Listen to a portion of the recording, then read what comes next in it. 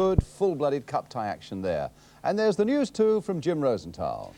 As Tottenham stay on course for 4 trophies, we share a toast with Steve Archibald and Glenn Hoddle, who reveals he's feeling the strain of non-stop football.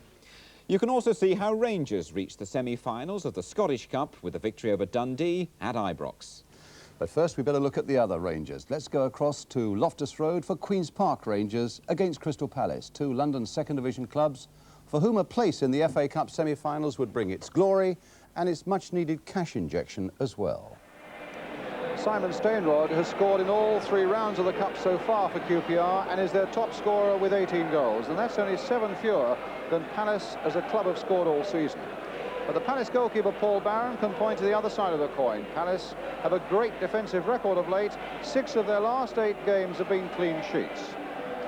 Well, here's the Queen's Park Rangers side, and manager Terry Venables delayed his choice until midfield player John Gregory and striker Mike Flanagan had fitness tests. Both passed them this morning and play, as did midfield man Gary Waddock. Gary Micklewhite is the Rangers sub. As for Crystal Palace, Billy Gilbert is in the defence and plays alongside Steve Wicks, and Jim Cannon is moved out of the back 4 into midfield. Jerry Murphy is also back into midfield after suspension, and David Giles from Swansea plays his first cup tie for his new club. The referee is John Hunting of Leicester. And the crowd at Loftus Road, 24,000, but the receipts are around £75,000.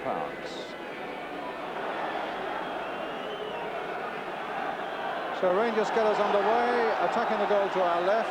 What's sure to be a raucous London derby game. Rangers in the blue and white hoops. Crystal Palace today in their change strip of red and blue stripes. Palace, who come as something of the underdogs, 19th in the second division, having won only 1 of their last 7, against a Rangers side that looks to the cup for glory, but also to push towards the top of the second division for a better long-term future. Here's Mike Flanagan. Rangers who've beaten Palace by a 0-0 here earlier in the season and drawn at Selhurst Park 0-0.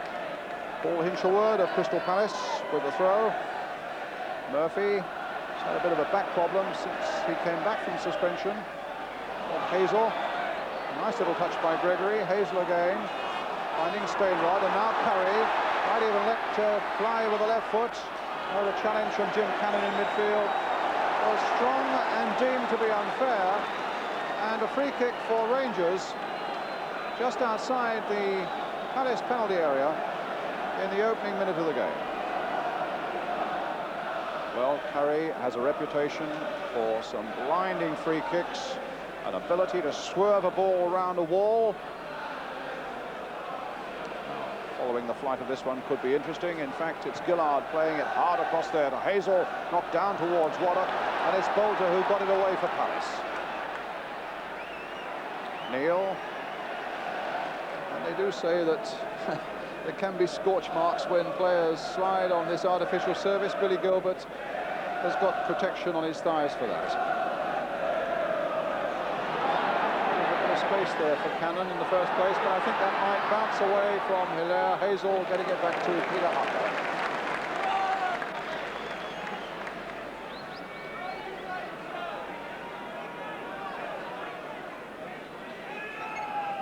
Rhoda.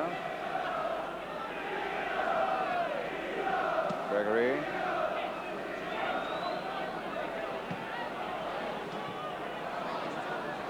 Murphy away. Smiley trying a chest trap, but Gillard was at him again. Curry. Bundled over by Smiley, and Curry still sitting it out for a moment. Now Neil playing a nice ball through for Flanagan. Into that famous left foot. And that might be there for Stainrod. Good save by Barron, and Stainrod was where it mattered again, but it was presented to him by the Palace defence. In fairness, he was all over the place there. Suddenly Stainrod had a bit of space, but Barron was down low. What up? Flanagan playing it back for Hazel. He might get a shot in here. Okay.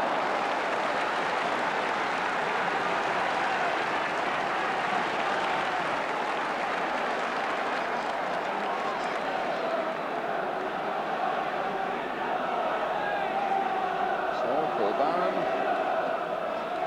While his forwards have scored only 2 in their last 7 games, they've conceded only 4 goals in their last 8. It suggests a really tight cup tie. Roda.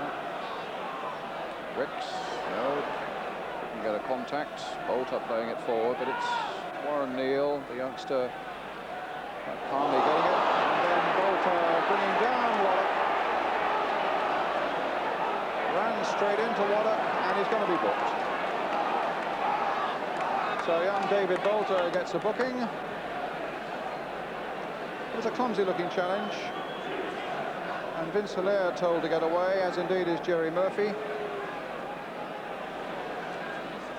Waddock is still down.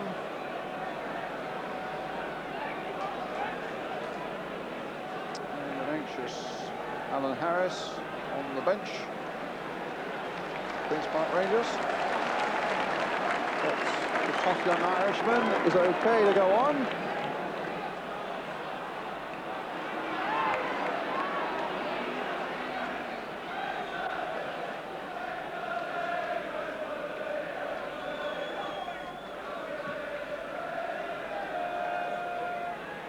Gilbert versus Stainrod. It was Gilbert's touch. And now here's Bolter. Good left foot there, played towards Hilaire, but he wanted too long to settle. And Hazel beat him, and here's Stainrod. A deflection, the corner, and a scare that's over for Palace. But a signal again for Hazel and Roda to come forward.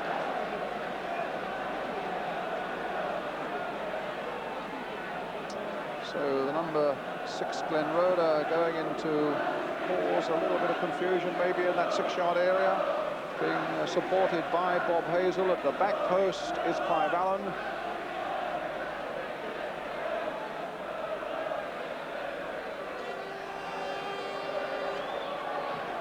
It's the corner by Flanagan, and it looked as though it had to be a penalty. No!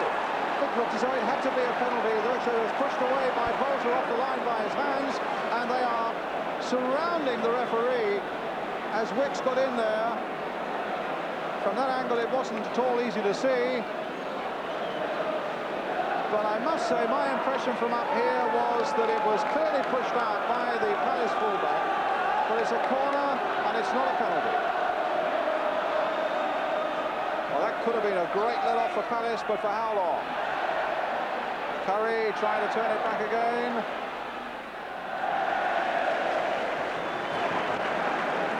Well, Rangers surrounded referee John Hunting, and it looked to me from this commentary position as though they had a pretty strong case.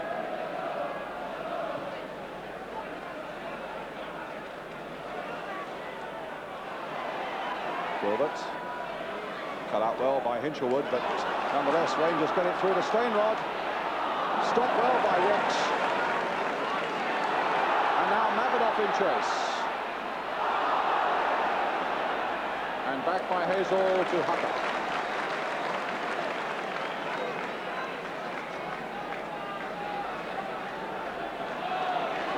Roda. Flanagan had turned his back for a moment. And Roda's pass went into touch.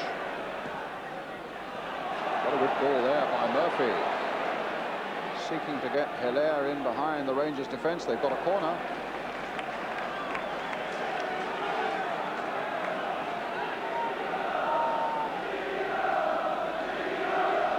So Gillard waits at the near post. Peter Hucker, his goalkeeper, behind him. John Hunting, who must feel at the moment he needs to have eyes everywhere. And Roda's header only as far as Mabbott, dinked in there again. Smiley got a touch there, and Wicks was in there too. Now a long kick by Hucker. That was a good move on his part, because he spotted that Wicks was right out there, and he thought he'd get his forwards going, and he's found Clive Allen, and now to Simon Stainrod, charged down by Gilbert. Well, if anything had come of that, you'd have to give an awful lot of credit to the quick thinking of goalkeeper Hucker. Picked on now towards Flanagan. Played now for Allen. Oh, marvellous save by Barron. bit of goalkeeping by Paul Barron when it looked as though Clive Allen was in the clear. A lovely pass played by Flanagan, perfectly weighted and beautifully saved.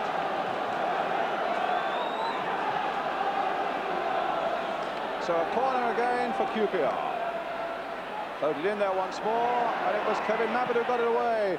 And in the end, it's bouncing and twisting and spinning off Curry, but safely back again with Paul Barron. Half an hour gone and still goalless.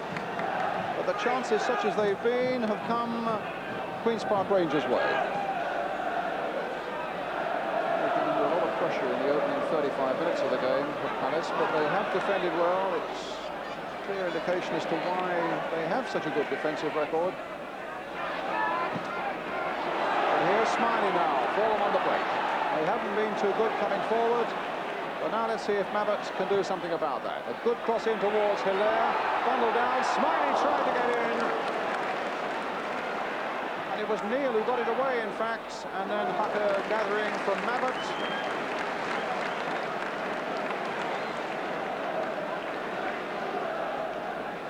Been an infringement. The ball with Curry.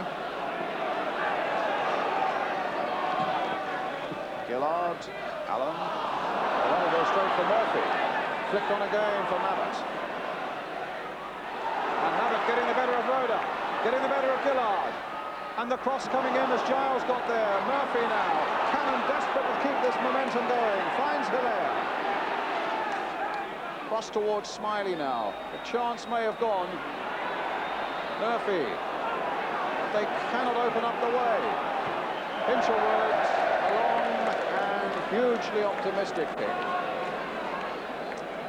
Finishing up with a goal kick. Curry, ooh, the space here now, Flanagan, supported by Gregory. Waddock going away down the right. Played in towards Flanagan again, it comes off Hinchelwood, and a chance for Gilbert to hoik it once more into touch. Half-time whistle. Just a few seconds early in point of fact. But a great save by Barron from Clive Allen, who seemed to be through. An escape may be for Crystal Palace because Rangers thought quite strongly they should have had a penalty when David Bolter appeared to handle on the line. But a half-time score here at Loftus Road. It's Queen's Park Rangers 0, Crystal Palace 0, and we're at the second half underway of this quarter-final. They reached the semi-finals of the FA Cup as a third division side, of course, back in 1976. Queen's Park Rangers have never yet been in the semi-finals. It's Gillard with the Rangers throw now. Rangers in the hoops. Cannon to Gilbert.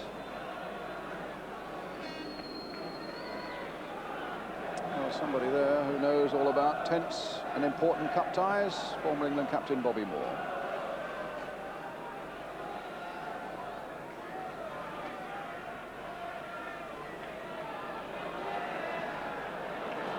Now Waddock, being policed but beaten by the back heel.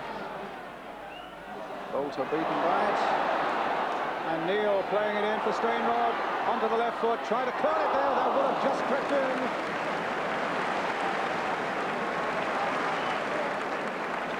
Stainrod cursing maybe the fact that he didn't hit it a little more firmly.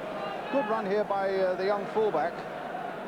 Warren Neal plays a good ball back for Stainrod onto the left foot. And Barron again equal to it down at the far post.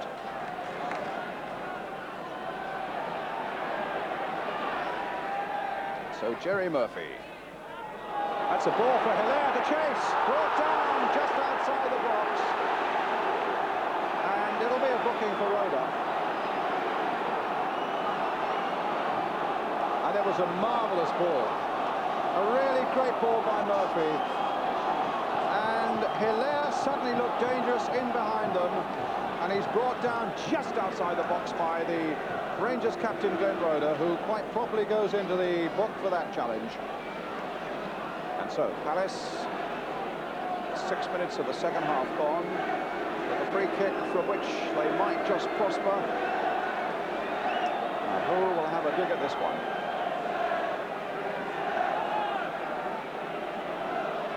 Maybe Murphy, who will try and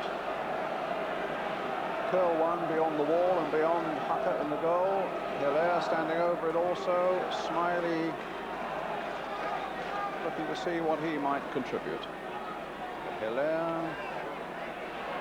Actually, Bolter has come up also on the far side to get maybe a free goal if they play it his way. Now they played it for Smiley.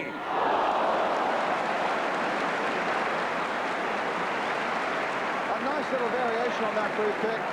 And Peter Hucker saved well. The wall had been lined up really efficiently. It was struck well by Smiley and saved well too.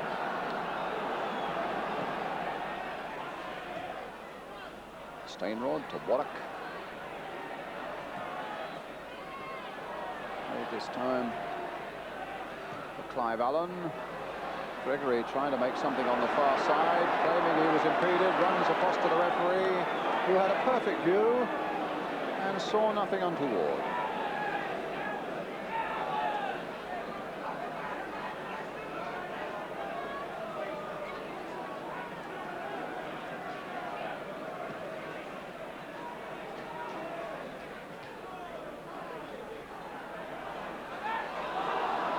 Stainrod again, and from a long way out.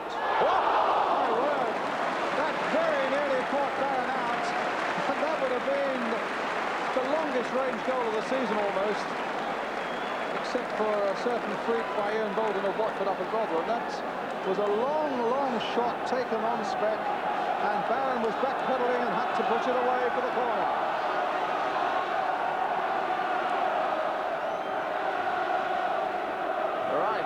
Corner then for QPR. Floated deep towards Neil, who'd come up. Allen hunting on the far side in the hope of getting it back again, but it's behind for the goal kick.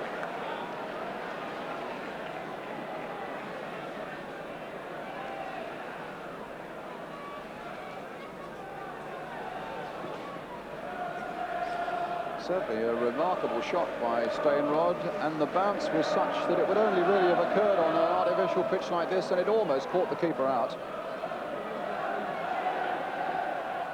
Roda, Cannon planting it back. He looked offside, Mabbott, but nothing was given.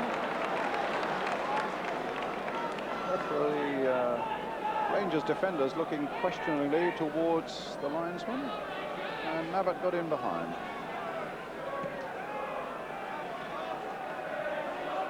Gilbert.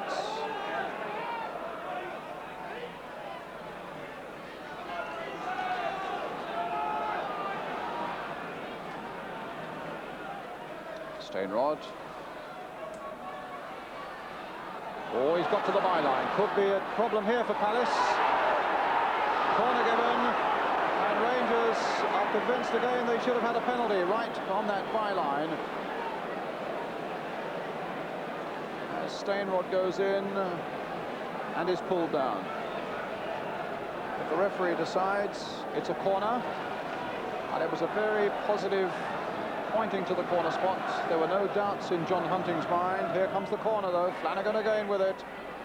And Gilbert got his head to that one. Smiley and Giles. Oof. Curry could have had his head kicked off there, ducking in on that one, but it's for Waddock instead, trying to get a 1-2 going, and Wicks did well. His strength held out, and his pass finds Smiley, and here come Palace again. Smiley going all the way, and in the end, Gillard came in when Smiley had both Hilaire and Mabbott on his right.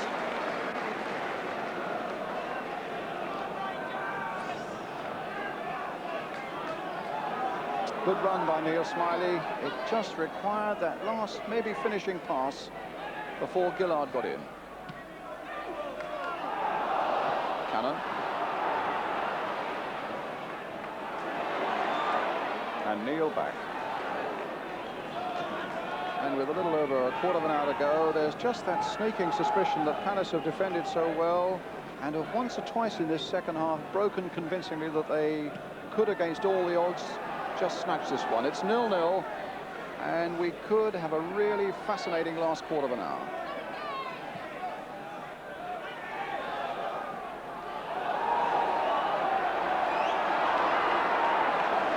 The throw given Palace's way, and so young David Bolter with it.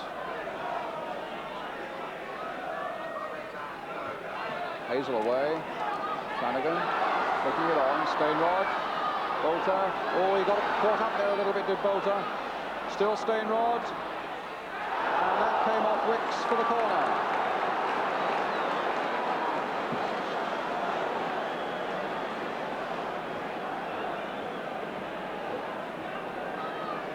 So Cannon comes back from the midfield to a roll in his own 6-yard area. And Palace have brought everybody except Hilaire back in their efforts to keep Queen's Park Rangers out.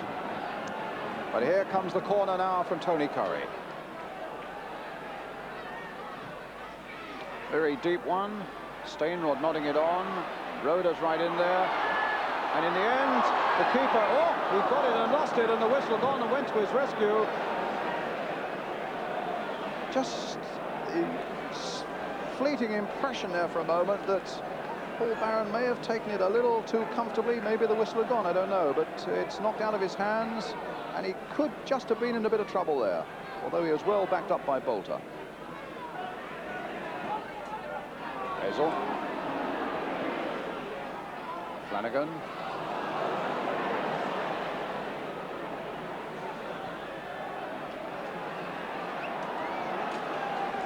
Allen.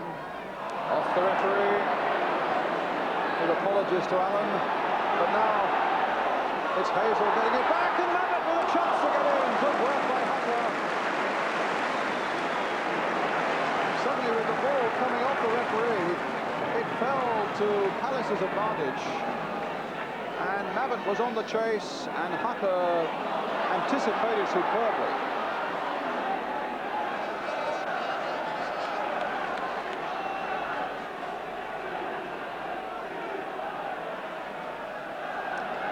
Curry.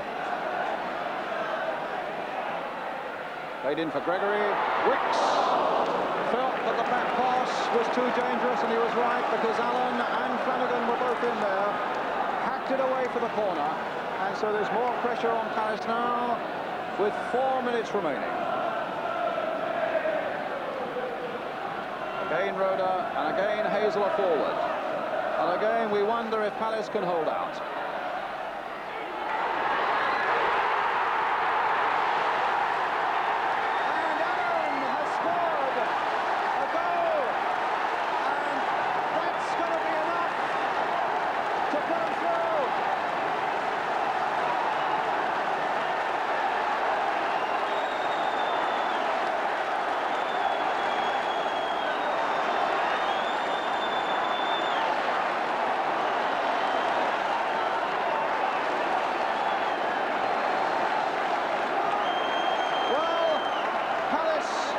Conceded something right at the end. Suddenly there was Allen on the turn, beyond the keeper, into the net. And the stewards are just getting 1 or 2 of the fans off the field. Clive Allen's 11th goal. And what does he say now? Steve Pember, the acting manager. And the referee's in trouble now. He's pulled a muscle as well, and is struggling to keep going.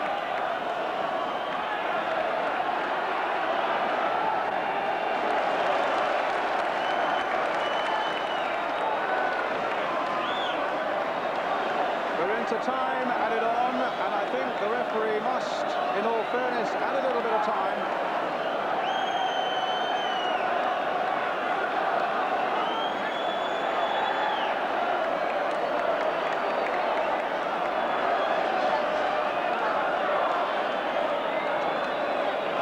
Tony Curry telling Hucker to get on with it, get the ball forward into the Palace half and stop wasting time. Referee looking to his watch again. Both linesmen have signalled that to them time is up. Hucker's taking his time. The final whistle, and Rangers for the first time in their history are in the semi-finals of the FA Cup. The goal right at the end by Clive Allen against his old club. And Palace, who fought and thought they'd done enough to fight again, found in the end what a desperately cruel game cup-tie football is, and go out of the FA Cup by a solitary goal. A final score then here at Loftus Road. It's Queen's Park Rangers 1. And that special means our customary spring double of an FA Cup semi-final, the one between West Bromwich Albion and Queen's Park Rangers, the excitement of an amazing Grand National in retrospect, and a private north-eastern relegation battle between Sunderland and Middlesbrough, plus the result of the Goal of the Month competition. Tonight's headlines: Tottenham Hotspur are through to their second successive FA Cup final after beating second division Leicester City 2-0. Spurs manager Keith Birkinshaw attacks the fans who booed his Argentine star Osvaldo Ardiles, while Leicester lose defender Tommy Williams with a suspected leg fracture. In Scotland, both cup semi-finals go to replays, and back in the Football League, Ipswich go level with Liverpool at the top of Division 1 as Southampton only draw and slip to third.